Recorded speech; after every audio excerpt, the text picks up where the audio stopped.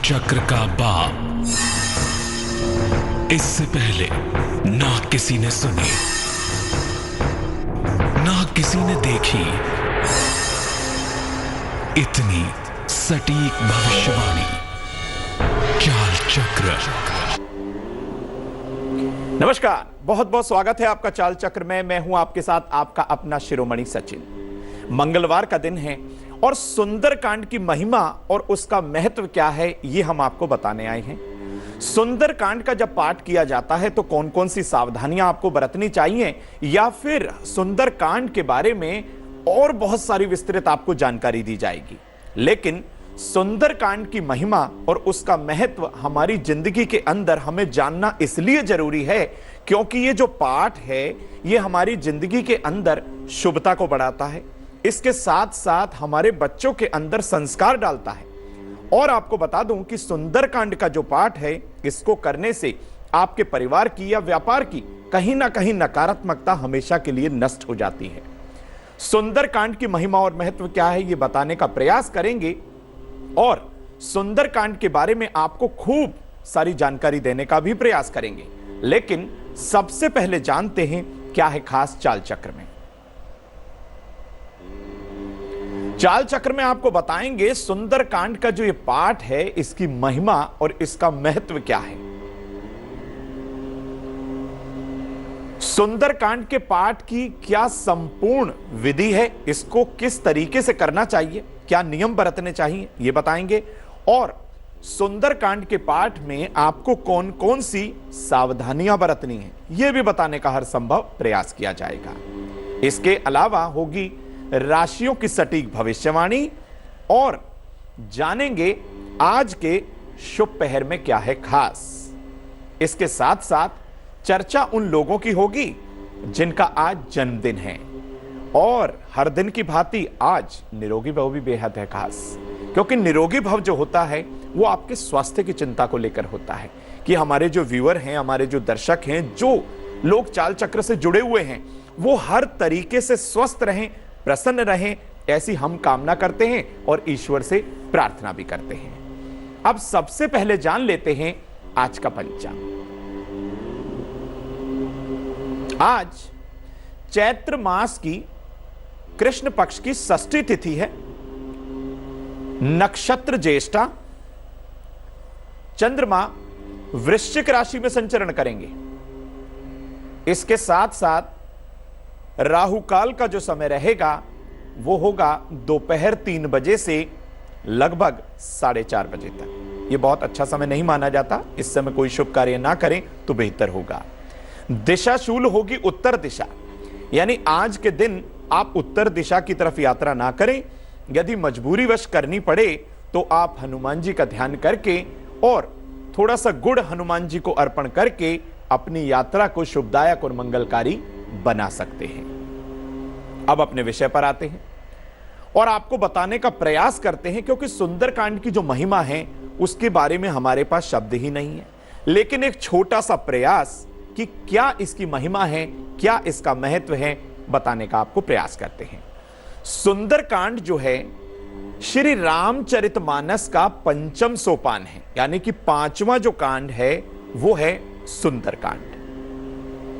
इस सोपान में आप जान लीजिए दोहे हैं, छंद है और श्लोक का हनुमान जी का गुणगान किया गया है कि कैसे हनुमान जी 7 समुद्र पार करके लंका पहुंचे, किस तरीके से उन्होंने वहां राक्षसों का सर्वनाश किया, माता सीता का पता लगाया और वापस श्री राम जी को आके संदेशा दिया कि माता सीता सकुशल हैं।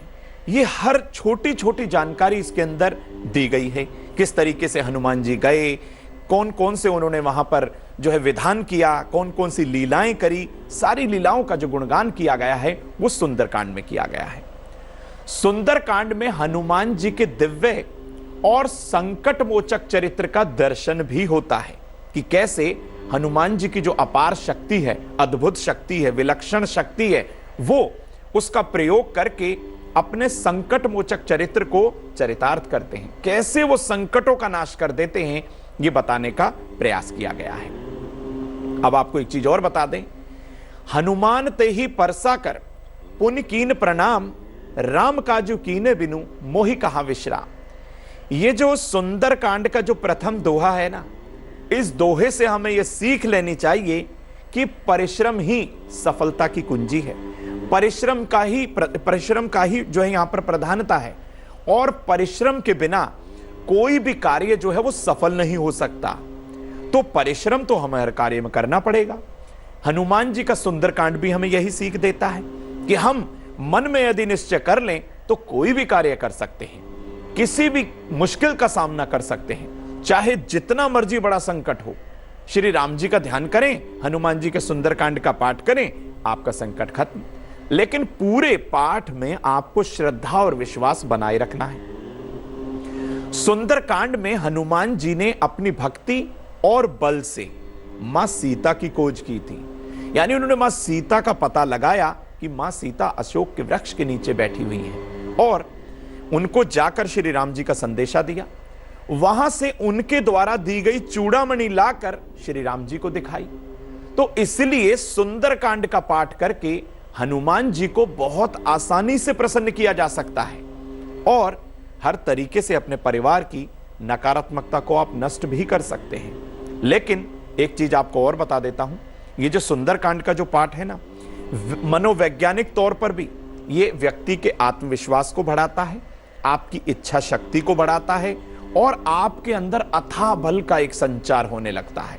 यानी कि आपके शरीर के अंदर एक ऐसी ऊर्जा घूमने लगती है, संचारित हो जाती है कि आप अपने आप को ऊर्जावान महसूस करते हैं। जो इसके शब्द हैं, जो इसके दोहे हैं, जो इसके छंद हैं, यदि आप उन्हें ध्यान से पढ़ेंगे ना, तो आप अपने आप एक नई ऊर्जा का जो है आभास करेंगे, महसूस करने लगेंगे आप अपने आप कि इसमें कितनी शक्ति है।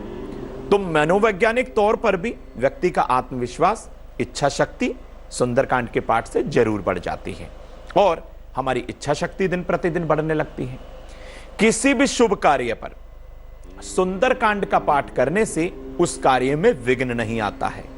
आप ये जान लीजिए, यदि आपको सुंदर बनना है, आपको मन को एकाग्रचित करना है, आप सुंदरकांड का पाठ करिए। सुंदरकांड का पाठ करने से आपके कार्यों के तो विघ्न खत्म होंगे ही, साथ ही साथ आपके मन के अंदर सात्विकता आएगी, एकाग्रता आएगी, और आप शांतचित रहने लगेंगे। एक बात और बता देता हूं, बहुत बड़ी बात है। किसी भी ग्रह की महादशा हो, शनि की, राहु की, मंगल की, सूर्य की, कोई भी ग्रह दशा अंतरदशा हो, चाहे काल सर्प दोष हो, सर्प दोष हो, किसी भी तरीके का जन्म पत्रिका के अंदर कोई दोष विद्यमान हो, वो दोष सुंदरकांड के पाठ को करने के पश्चात दिन प्रतिदिन कम होने लगता है। लेकिन उसकी क्या विधि है, किस तरीके से इस पाठ को करना चाहिए, कौन कौन सी सावधानियां बरतनी है, यह भी आपको बताएंगे। और किस तरीके से विधिवत आप ये सुंदरकांड का पाठ करें, यह भी जानना आपके लिए बहुत जरूरी है। बता तो हमने आपको दिया, लेकिन विधि जानना बेहद जरूरी है, क्योंकि विधिवत यदि आपने पाठ नहीं किया तो आपको संपूर्ण फल प्राप्त नहीं हो पाएगा। फिर आप कहेंगे कि हमने आपको एडवाइस दिया, आपको सलाह दी कि आप पाठ करिए और आपको फल नहीं मिला। तो यह विधिवत जानना आपके लिए बहुत जरूरी है। सुंदरकांड का पाठ करने से पहले आप स्नान करके तैयार हो जाएं। हल्के रंग के वस्त्र पहने, काले नीले रंग के वस्त्र भूलकर भी ना पहनिए, हल्के गुलाबी पहनिए, हल्के पीले पहनिए, हल्के सफेद रंग के या बिल्कुल सफेद रंग के वस्त्र आप पहन सकते हैं, और स्वच्छ होकर स्नान करके ये वस्त्र धारण करके आप तैयार हो जाइए।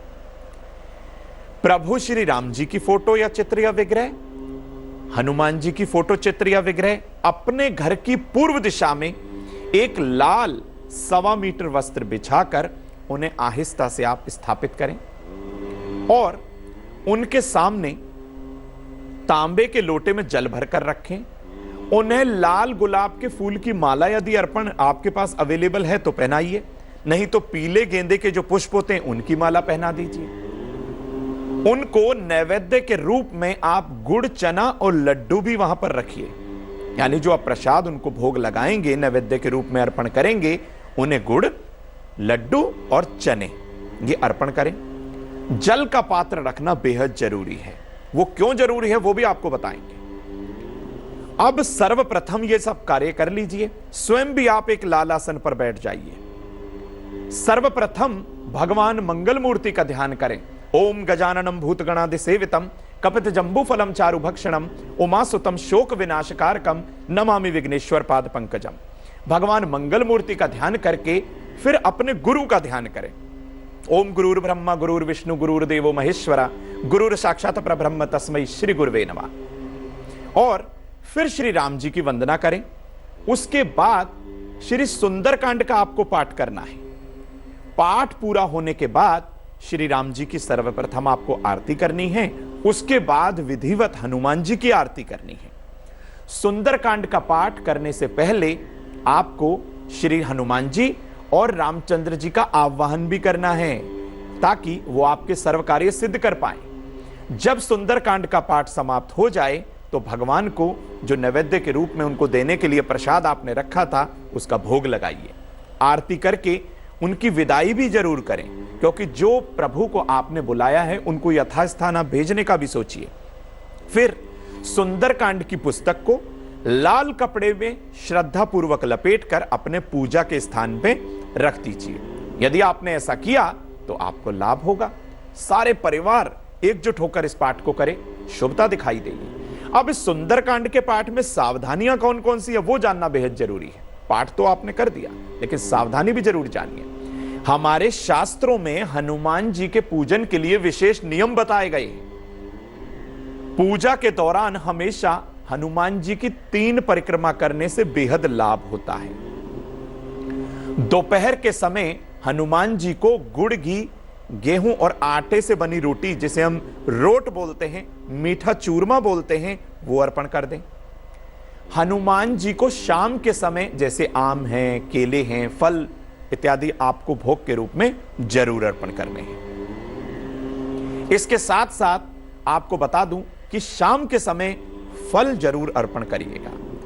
सुंदरकांड का पाठ करते समय हनुमान जी को असली सिंदूर अर्पण करें, शुद्ध चमेली का तेल अर्पण करें। इसके साथ साथ जनेऊ चांदी का वर्क, लाल गुलाब के फूल, बूंदी का लड्डू और मीठा पान यदि आपने अर्पण कर दिया तो मान के चलिए प्रभु श्री राम भक्त हनुमान जी आपको जरूर आशीर्वाद देंगे। विशेष तौर पर ब्रह्मचर्य का पालन जरूर करना है। यदि आपने ऐसा किया तो आपका पाठ सफल समझिए।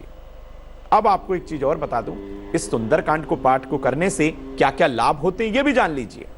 सुंदरकांड का जो पाठ है सभी प्रकार की परेशानियों और बाधाओं से व्यक्ति को मुक्त कर देता है। किसी भी तरह की चिंता हो, सुंदरकांड का पाठ कर लीजिए। जिसकी कुंडली में मंगल नीच का है, जो व्यक्ति मांगलिक है, लग्न चतुर्थ सप्तम अष्टम द्वादश भाव का मंगल है, या फिर शनि राहु केतु जैसे पापी ग्रहों ने जीना मुश्किल कर दिया है, आप परेशान ना होइए। इस स्थिति में आपको मानसिक और शारीरिक पीड़ा जो है वो खत्म करने के लिए सुंदरकांड का जो पाठ है दक्षिण दिशा की तरफ मुख करके आप जरूर करें।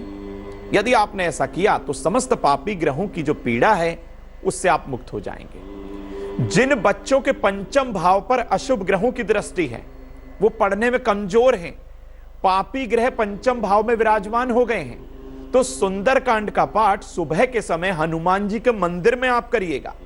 फर्क देखिए आप, एक ही बार करने से आपको फर्क नजर आने लगेगा। यदि पारिवारिक कलह कलेश से जीना मुश्किल हो गया, ग्रह कलेश खत्म होने का नाम नहीं ले रहा, घर में शांति बनाने के लिए, घर से हर नकारात्मकता को भगाने के लिए आप सुंदरकांड का जो पाठ है उच्च स्वर में शाम के समय करिए। करते ही आपको प्रभाव दिखाई देगा। एक बार 2 बार आप करके देखिए, पहले दिन से ही हनुमान जी आपकी नकारात्मकता को जरूर नष्ट करेंगे। सुबह के समय सुंदरकांड का पाठ करने से बुरे स्वप्न नहीं आते, रात को अनावश्यक डर नहीं लगता। यदि आप कर्ज से छुटकारा पाना चाहते हैं और मुकदमेबाजी से राहत भी चाहते हैं, समस्त कार्यों में विजय प्राप्ति के लिए हर मंगलवार और हर शनिवार के दिन शाम के समय सुंदरकांड का पाठ जो हमने आपको विधि बताई है, विधिवत आप जरूर करिए, आपको लाभ त्वरित होगा। और सुंदरकांड का पाठ जब आप करते हैं ना, मन में पूर्ण श्रद्धा बनाए रखिए। जब भी आप हनुमान चालीसा पढ़ें, सुंदरकांड का पाठ करें, तो प्रभु श्री राम का ध्यान करना है। आपदाम पहरतारम दातारम सर्व संपदाम लोकाभिरामम श्री रामम भूयो भूयो नमाम्यहम्। और हर तरीके से प्रभु श्री राम का ध्यान करके फिर आप ये विधिवत पाठ करिए। अब समय हो चला एक छोटे से ब्रेक का। ब्रेक के बाद आपको बताएंगे आज का दैनिक राशिफल। चर्चा उनकी होगी जिनका आज जन्म दिवस है। ब्रेक के बाद एक बार फिर से बहुत बहुत स्वागत है आपका चाल चक्र में। दैनिक राशिफल की चर्चा होगी और आज के शुभ पहर में क्या है खास ये भी आपको बताएंगे। लेकिन ब्रेक के बाद जो समय होता है आपके स्वास्थ्य की चिंता का होता है, तो जान लीजिए क्या है खास। निरोगी भव। आज निरोगी भव में हम आपको बताएंगे यदि आप अपने आप को स्वस्थ रखना चाहते हैं तो हल्के गुनगुने पानी के साथ त्रिफला का सेवन जरूर करिए। यदि आपने कुछ समय तक ऐसा किया, इस चीज का अनुसरण किया, तो आपको स्वास्थ्य लाभ जरूर होगा। अब मेष से लेकर मीन राशि तक का जान लेते हैं राशिफल। कौन कौन से नक्षत्र ग्रहों ने बदली है चाल, जान लीजिए। शुरुआत होगी मेष राशि से। अपनी पढ़ाई को समय पर करें, कार्यों की रुकावट दूर होगी। लाल फल का दान सर्वोत्तम रहेगा। शुभ रंग आपके लिए लाल होगा। भाग्य का प्रतिशत होगा 78। वृषभ राशि, मन में शांति आएगी। शाम तक धन लाभ भी होगा। चावल का दान कर दीजिए। शुभ रंग हरा है और भाग्य का प्रतिशत है 80। मिथुन राशि, लेन देन बहुत सोच समझकर ही करिएगा। बहुत सोच समझकर आपको लेन देन करना है। अकारण किसी से नहीं उलझना। हरे वस्त्र का दान आपके लिए सर्वोत्तम साबित होगा। शुभ रंग आपके लिए नारंगी होगा और भाग्य का प्रतिशत होगा 75 यानी कि 75। कर्क राशि की चर्चा करते हैं। मन की सारी दुविधाएं और संशय खत्म होंगे। नौकरी में परिवर्तन का योग बन चुका है। सफेद चावल का दान आपके लिए भी सर्वोत्तम है। शुभ रंग आपके लिए सफेद है और भाग्य का प्रतिशत है 86 यानी कि 86। सिंह राशि की बात करते हैं। अपनों को नाराज बिल्कुल ना करिए। दौड़ भाग वाला दिन रहेगा, थोड़ा सा स्ट्रेस होगा। गुड़ का दान कर दीजिएगा, बहुत अच्छा रहेगा। शुभ रंग आपके लिए पीला साबित होगा और भाग्य का प्रतिशत होगा 70। कन्या राशि की बात करते हैं। विद्यार्थी कहीं घूमने जा सकते हैं मित्र मंडली के साथ। व्यापारिक स्थल पर कोई बदलाव ना करें तो बेहतर होगा। अनाज का दान सर्वोत्तम है। शुभ रंग आपके लिए नीला है। भाग्य का प्रतिशत है 69। तुला राशि की बारी आ गई है। जरूरत पड़ने पर चिकित्सक की सलाह जरूर लीजिए। कन्या के विवाह के अंदर कुछ मदद भी कर दीजिए। फलों का दान आपके लिए लाभकारी रहेगा। शुभ रंग आपके लिए गुलाबी होगा। भाग्य का प्रतिशत होगा 79 यानी कि 79। वृश्चिक राशि की बात कर लेते हैं। घर पर मेहमान आने का योग बना हुआ है। नौकरी में कोई बदलाव ना करें तो अच्छा है। तुलसी का दान कर दीजिए। कुछ तुलसी पत्र, तुलसी दल का दान करें, अच्छा होगा। शुभ रंग आपके लिए हरा होगा और भाग्य का प्रतिशत होगा 74। धनु राशि की बात करते हैं। काम में तेजी आएगी। दोपहर बाद कोई कार्य ना करें। पीली वस्तु का दान आपके हित में होगा। शुभ रंग आपके लिए सुनहरी होगा। भाग्य का प्रतिशत होगा 80। मकर राशि, किसी से झूठ ना बोलें तो अच्छा है। रुका हुआ धन मिलेगा। दही का दान जरूर करें। शुभ रंग आपके लिए पीला। भाग्य का प्रतिशत 90। कुंभ राशि, अपने घर समय पर पहुंचिए। किसी भी बात पर अपने पिता से ना उलझें। सरसों के तेल का दान करें। शुभ रंग आपके लिए गुलाबी होगा। भाग्य का प्रतिशत होगा 78। मीन राशि, अंतिम राशि, परिवार में खुशी का माहौल रहेगा। रात में देर तक ना जागें। केले का दान जरूर करें। शुभ रंग पीला। भाग्य का प्रतिशत 70। आइए अब बात करते हैं उनकी जिनका आज जन्म दिवस है। जिन लोगों का आज जन्म दिवस है उन्हें जन्म दिवस की ढेरों शुभकामना। यह वर्ष आपके स्वास्थ्य में मिश्रित परिणाम लाएगा, घबराइएगा नहीं। अगस्त महीने तक कैरियर में कोई बदलाव भी ना करिएगा। इस वर्ष आपको धन का फायदा खूब होने वाला है। धन, स्वास्थ्य और कैरियर की समस्याओं से निपटने के लिए आपको दुर्गा कवच का पाठ हर दिन करना है और जरूरतमंद लोगों को मीठा भोजन कराना है। यदि आपने ऐसा किया तो आपका आने वाला संपूर्ण वर्ष आपके लिए मंगलकारी साबित होगा। आइए अब समय हो चला है आज के शुभ पहर को जानने का। तो जानते हैं आज का शुभ पहर। आज के शुभ पहर का समय है शाम 5:30 बजे से 7 बजे तक। बहुत महत्वपूर्ण समय होता है। इस समय सरस्वती वंदना आपको जरूर करनी है। ऐसा करने से आपके पारिवारिक कलह कलेश खत्म हो जाएंगे और परिवार के अंदर नकारात्मकता खत्म होकर सकारात्मकता का प्रवाह होने लगेगा। तो हर तरीके से समय का सदुपयोग करिए, भरपूर फायदा उठाइए। तो किस तरीके से आपको सुंदरकांड का पाठ करना है और किस तरीके से विधिवत आपको सावधानियां बरतनी है, यह हमने आपको बता दिया। तो सुंदरकांड का जो पाठ है वो अद्भुत विलक्षण पाठ है, जिसको करने के पश्चात आपके कोई भी असंभव से असंभव कार्य आप संभव कर सकते हैं। यानी परिवार के अंदर एक खुशी का माहौल हो जाता है सुंदरकांड का पाठ करने से। जब भी आप सुंदरकांड का पाठ करें, हो सके तो विधिवत करें, तो आपको लाभ 100% दिखाई देगा। और उसमें जो हमने सावधानियां आपको बरतने के लिए कहा है, उन सावधानियों को यदि आपने बरत लिया तो वो सोने पे सुहागे का काम करेंगे। तो हमने आपको बता दिया कैसे विधिवत ये पाठ होगा। अब समय हो चला है सभी बंधु माताओं बहनों से विदा लेने का। मुझे दीजिए इजाजत। आगे देखिए रिश्तों की कहानी संजय सिन्हा जी के साथ। नमस्कार। लेटेस्ट खबरों के लिए यूं ही देखते रहिए तेज, और इस वीडियो के पसंद आने पर लाइक शेयर एंड सब्सक्राइब करना ना भूलें।